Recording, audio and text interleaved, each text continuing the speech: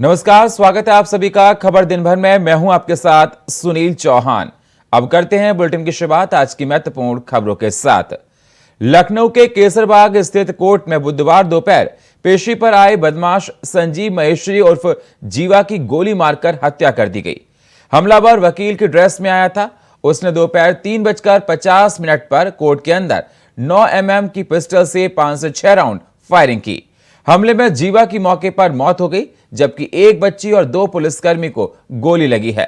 मामले में पुलिस ने 3 सदस्य एसआईटी गठित कर दी है, जो हत्याकांड की गहनता से जांच करेगी। जो कि मुंबई में रहता था, टाटा कंपनी में काम करता था। वहाँ से आने के बाद यहाँ 1.5 महीना घर पे था। घर से जाने के बाद तो ये मई में शादी पड़ा, 10 मई को हमारे साले के लड़के की शादी में था। 11 मई को तो यहाँ से लखनऊ निकल गया। हमको बोला पापा हमको केराका तक छोड़ दो। हम केराका छोड़ के चला गया। तो वहाँ से वो फ़ोन किया, वो बोलता हम काम का तलाश कर लिया हूँ, ये जो पाइप वाला काम है, जल पाइप वाला, इसी में काम करता हूँ। क्योंकि हमको टाटा में बराबर पगार नहीं मिलता था, तो उतने हमको इधर ही मिल रहा है, तो इधर ही रहेंगे। इसके बाद फिर उससे संपर्क नहीं हो। आवश्यक विधि कार्रवाई की जा रही है। जो पुलिस पार्टी थी उनके द्वारा तहरीर देकर मुकदमा दर्ज करने की कार्रवाई कर रही है और बाकी स्थिति नियंत्रण। दोनों सफाई और जो बच्ची है उनकी कंडीशन स्टेबल है। सर असलाम बरामद अभी तक तो हमारी जो पुलिस पार्टी वहाँ लगी हुई है कोर्ट परिसर में, वो लोग वहाँ पे काफी संख्या में जो एडवोकेट भी इकट्ठे थे उसकी हैंडल कर रहे हैं और जो वेपन इत्यादि उसकी बरामदगी के प्रयास किए जा रहे हैं। क्या था संजीव जीवा का क्रिमिनल बैकग्राउंड? चलिए हम आपको कुछ पॉइंट्स के जरिए बताते हैं। मुजफ्फरनगर का रहने वाला था संजीव जीवा। ये खबर आपको बता दें, संजीव जीवा पर 22 से ज्यादा मुकदमे थे दर्ज। 22 से ज्यादा मुकदमे दर्ज थे। 17 मामलों में बरी हो चुका था संजीव जीवा। 10 फरवरी 1997 को हुई थी बीजेपी नेता ब्रह्मदत्त द्विवेदी की हत्या। साल 2000 में मुख्तार अंसारी के संपर्क में आया था जीवा। मुन्ना बजरंगी के जरिए मुख्तार के संपर्क में आया था जीवा और साल 2000 से मुख्तार का खास शूटर बन गया था संजीव जीवा। ब्रह्मदत्त द्विवेदी की हत्या में 2003 में जीवा को हुई थी उम्र कैद। 2005 में बीजेपी नेता कृष्णानंद राय की हत्या हुई थी। कृष्णानंद राय भी आया था जीवा का नाम। कोर्ट से मुख्तार और जीवा को हो गए थे बरी। 2016 में लखनऊ के गोमती नगर में से हुई थी एक हत्या के मामले में कोर्ट में पेशी के लिए पहुंचा था जीवा। 2017 में कारोबारी अमित दीक्षित उर्फ गोल्डी की हुई थी हत्याकांड में दोषी साबित हुआ था अमित दीक्षित। कोर्ट ने जीवा समेत 4 दोषियों को सुनाई थी उम्र कैद की सजा। 2019 में मैनपुरी जेल से लखनऊ किया गया था शिफ्ट।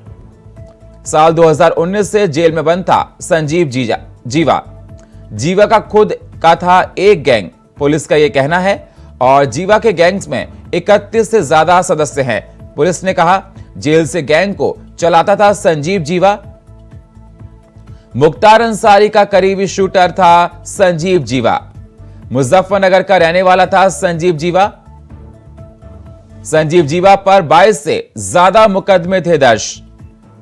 17 मामलों में बरी हो चुका था संजीव जीवा। 10 फरवरी 1997 को हुई थी बीजेपी नेता ब्रह्मदत्त द्विवेदी की हत्या। साल 2000 में मुख्तार अंसारी के संपर्क में आया था जीवा।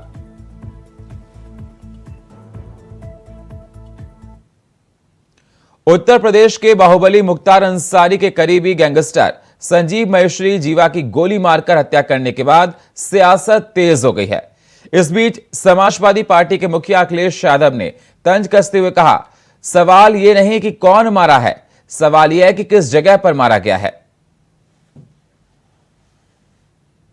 आप भी वही पूछ रहे हैं, आप भी वही पूछ रहे हैं। अगर समाजवादी पार्टी कुछ कह देगी तो कहेंगे कि समाजवादियों ने मरवा दिया। बहुत धन्यवाद आपका। ये बात आप समझते हो, इसलिए मुझे बोलना नहीं है।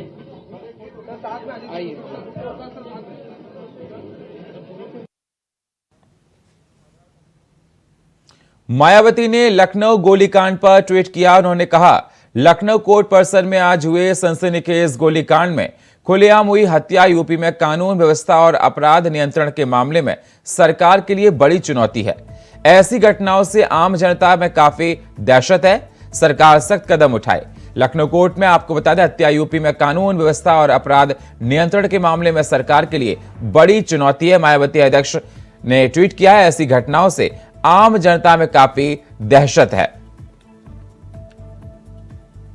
सरकार सख्त कदम उठाए, बीएसपी की यह मांग है। लखनऊ कोर्ट परिसर में आज हुए सनसनीखेज गोलीकांड में खुलेआम हुई है।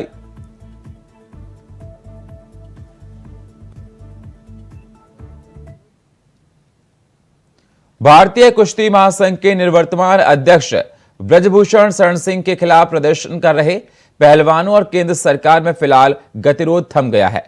केंद्रीय खेल मंत्री अनुराग ठाकुर के साथ बुधवार को प्रदर्शनकारी पहलवान बजरंग पूनिया और साक्षी मलिक ने बैठक की। ये बैठक करीब 6 घंटे चली। रेसलर्स को न्योता दिया था बातचीत के लिए। बहुत अच्छे वातावरण में सकारात्मक बातचीत बहुत संवेदनशील मुद्दे पर हुई है और लगभग 6 घंटे चली इस बैठक में जिन मुद्दों पर चर्चा हुई उसमें जो आरोप लगाए गए हैं उन आरोपों की जांच पूरी करके 15 जून तक चार्जशीट दायर की जाए और रेसलिंग फेडरेशन ऑफ इंडिया का चुनाव 30 जून तक किया जाए। Internal complaint committee wrestling federation की बनाई जाए और उसकी अध्यक्षता कोई महिला करे। गवर्नमेंट के साथ हमारी बात हुई है खेल मंत्री जी के साथ कि 15 तारीख तक 15 जून तक जो पुलिस की जो कानून का जो पुलिस की प्रक्रिया चल रही है वो पूरी करने की बोली है और उन्होंने बोला कि 15 तारीख तक आप कोई भी प्रोटेस्ट ना करें। तो हमने जो उन्होंने प्रपोजल कुछ बिंदुओं में बात हुई कि खिलाड़ियों का सुरक्षा का ध्यान रखा जाएगा, महिला खिलाड़ियों का भी और पुरुष खिलाड़ियों का भी, और जितने भी केस खिलाड़ियों के ऊपर हुए हैं वो वापस लिए जाएंगे। तो वो चीजें सरकार ने मानी है और जो हमारे साथ बातचीत हुई है वो हम जो हमारे समर्थक हैं खाप चौधरी हैं, जितने भी हमारे साथ संगठन जुड़े हैं, चाहे वो महिला संगठन है चाहे वो किसान संगठन है, हम सब के सामने वो प्रस्ताव रखेंगे। 1-2 दिन में हम उनकी सहमति उनसे बात करके उनको बता देंगे ये चीजें बात हुई है, ये चीजें हम। राष्ट्रीय राजधानी दिल्ली के बवाना इलाके दरियापुर गांव में सीएम अरविंद केजरीवाल ने स्कूल ऑफ स्पेशलाइज्ड एक्सीलेंस का उद्घाटन किया। इस दौरान लोगों को संबोधित करते हुए भावुक सीएम केजरीवाल इतना भावुक हो गए कि उनका गला भर आया और एक तरह से वह रोने लगे। भरे गले से उन्होंने दिल्ली के पूर्व डिप्टी सीएम का जिक्र करते हुए कहा कि आज मनीष जी की बड़ी याद आ रही है, ये सब उनका सपना था। रो पड़े अरविंद केजरीवाल। आज मनीष जी की बड़ी याद आ रही है।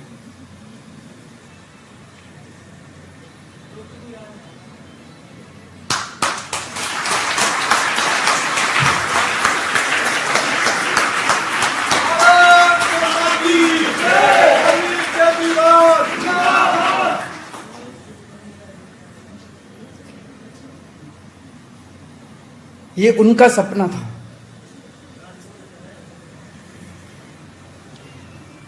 ये लोग चाहते हैं कि दिल्ली की शिक्षा क्रांति खत्म हो जाए, उसे खत्म नहीं होने देंगे। केजरीवाल जी तुम आगे बढ़ो, हम तुम्हारे साथ हैं।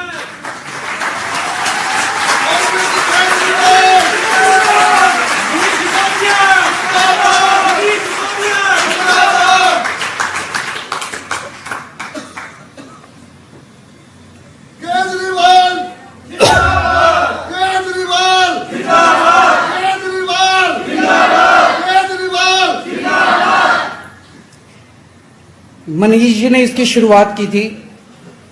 उनका सपना था कि हर बच्चे को अच्छी से अच्छी शिक्षा मिलनी चाहिए। इन्होंने झूठे सच्चे आरोप लगा के फर्जी मुकदमे करके इतने अच्छे आदमी को इन्होंने इतने महीनों से जेल में डाला हुआ है। उनको लगा कि उनको जेल में क्यों डाला हुआ है, देश में इतने बड़े बड़े डाकू घूम रहे हैं, उनको नहीं पकड़ते। उनको मनीष सिसोदिया को जेल में इसलिए डाला हुआ है कि वो अच्छे स्कूल बना रहा है, बच्चों को अच्छी पढ़ाई दे रहा है। केंद्रीय मंत्री पीयूष गोयल ने प्रेस कॉन्फ्रेंस कर बताया कि मूंग दाल के न्यूनतम समर्थन मूल्य पर सबसे अधिक 10.4%, मूंगफली पर 9%, सेसम पर 10.3%, धान पर 7.7%, ज्वार, बाजरा, रागी, मेज, अरहर दाल, उड़द दाल, सोयाबीन, सूरजमुखी बीज पर वित्त वर्ष 2023 और 24 के लिए लगभग 6 से 7% की वृद्धि की गई है। केंद्रीय कैबिनेट की बैठक में यह बड़ा फैसला लिया गया। कई फैसलों की एमएसपी बढ़ाई गई। मिनिमम सपोर्ट प्राइस में वृद्धि की गई है। वो वृद्धि अगर हम अलग अलग जो क्रॉप्स देखें उसमें मूंग दाल पे सबसे अधिक वृद्धि की गई है। मूंग में 10.4% वृद्धि करके 5,705 रुपए की जो लागत है उसके बदले 7,755 रुपए मूंग पर एमएसपी निर्धारित की गई है। इसी प्रकार से जो ग्राउंडनट है उसमें भी 9% की वृद्धि हुई है और अब 6,357 रुपए ग्राउंडनट की एमएसपी रहेगी। सेसमम सीड जो है, सेसमम में भी 10.3% की वृद्धि की गई है। 8,635 रुपए उसका एमएसपी तय किया गया है। और पैडी जो साधारणतः बड़े मात्रा में उत्पादन होता है, पैडी की एमएसपी में 7% की वृद्धि की गई है। इसी प्रकार से ज्वार, बाजरा, रागी, मेज, तुर, अरहर दाल, उड़द, सनफ्लावर सीड, सोयाबीन, निगर सीड, इन सभी में लगभग 6 से 7% की वृद्धि इस खरीफ मार्केटिंग सीजन के लिए की गई है। डिटेल्स आपको उपलब्ध करा दिए जाएंगे। तो केंद्रीय कैबिनेट की बैठक में बड़ा फैसला लिया गया। कई फसलों की एमएसपी बढ़ाई गई। आपको बता दें, खरीफ फसलों की एमएसपी बढ़ाने को कैबिनेट से मंजूरी है। मार्केटिंग सीजन 2023-24 के लिए एमएसपी को मंजूरी मिली है। मूंग की एमएसपी में 10.4% की बढ़ोतरी है। मूंग की एमएसपी में सबसे ज्यादा बढ़ोतरी की गई और मूंगफली की एमएसपी में 9% की बढ़ोतरी हुई है। तिल की एमएसपी में 10.3% की बढ़ोतरी की गई। गुरुग्राम में मेट्रो के विस्तार को मंजूरी। मेट्रो कनेक्टिविटी को 28.5 किलोमीटर बढ़ाया जाएगा। सिटी सेंटर से साइबर सिटी तक मेट्रो कनेक्टिविटी को मंजूरी है और बीएसएनएल के लिए तीसरे रिवाइवल पैकेज को मंजूरी दी गई है। सिटी सेंटर से साइबर सिटी तक कनेक्टिविटी बढ़ाई जाएगी। बीएसएनएल के लिए तीसरे रिवाइवल पैकेज को मंजूरी दी गई। बीएसएनएल को 4G 5G स्पेक्ट्रम आवंटित करने का फैसला। खरीफ फसलों की एमएसपी बढ़ाने को कैबिनेट से मंजूरी।